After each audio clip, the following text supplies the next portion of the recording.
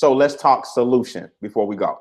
How do we fix this? How do you get the right mindset to change the situation so it's not so problematic for you? Here's the first thing you got to do. Number one, you got to start attacking your revolving debt with massive, massive, massive assaults. How? Well, you got to start distinguishing your needs from your wants. That's the first thing. Here's the key. This is important.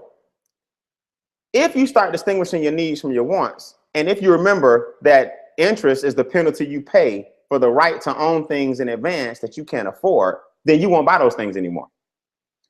You see, it amazes me when people say, yeah, man, I went out and bought that new 745. Did you? Did you buy it? Write this down. Just because I can afford payments doesn't mean I can afford it. I'm not bashing people with car notes. Don't misunderstand what I'm saying. But let me just make sure I make sure this is clear. The bank will have you thinking that just because you can make the payments, that means you can afford it. That's not true. Because if I could afford it, I would buy it. So I'm never impressed with what somebody drives. I'm impressed with what the assets look like on your balance sheet. I know a guy, true story, man. If you saw his car, you would think he was a complete bum. Paint chipping off, the sun hit it so much, the rust coming up under it. He a multi-millionaire. I know 3 people like that. They all drive the most raggedy car in the world. I'm like, shit, let me get me a, I'm sorry. Let me get me a raggedy car too. If all wealthy people got raggedy cars, let me go get a raggedy car then, because it must be something to this raggedy car thing. They understand that it depreciates. So that's why, like a lot of people that know me know I like the old schools, because now they appreciate after a certain period of time.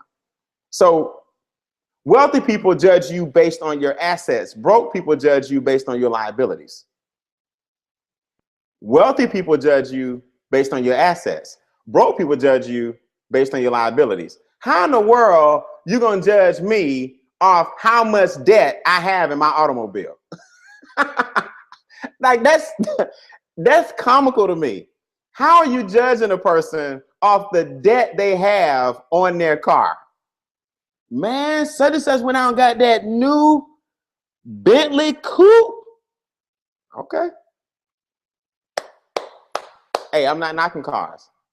I got nice cars, but they're paid for by the assets.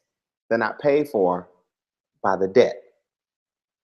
See, even if you have a nice car, do the math and hit that installment loan with an all-out massive assault and a different attitude, so they won't make the money off of you that they thought they were going to make off of you.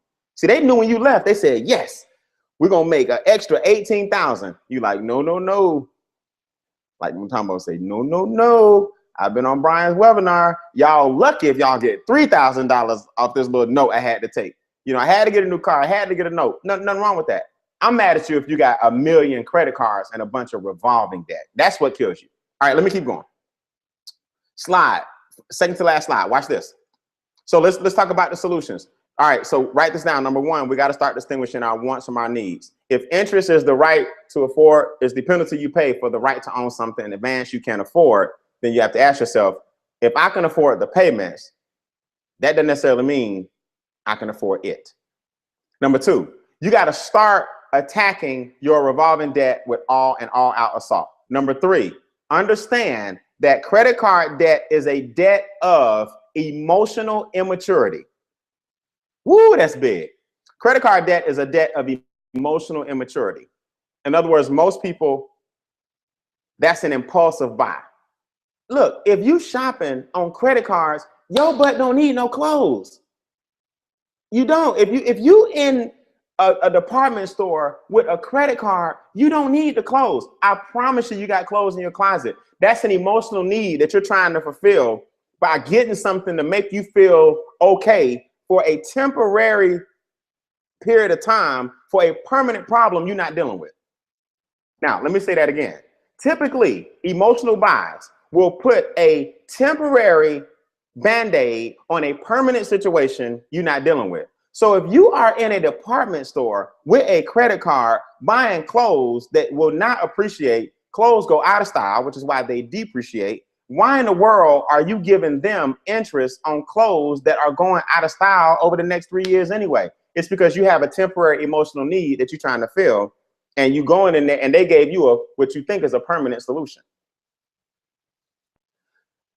Credit card debt is a debt of a lack of self-control.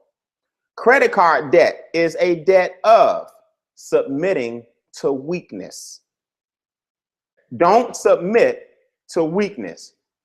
Credit card debt is a debt of making poor choices. Those are 4 things you got to overcome during your all-out massive assault so you won't regress. Let me say this again. We're going to wrap this up. Credit card debt is a debt of A, emotional maturity. You got to mature. You got to start saying to yourself, okay, wait a minute. I'm making an emotional buy here. I'm not getting a rental car on my credit card, then paying it off at the end of the month. No, I'm making an emotional buy. Number 2, credit card debt is a debt of a lack of self-control. Credit card debt is a debt of weakness. You're submitting to weakness. And credit card debt is a debt of making poor choices.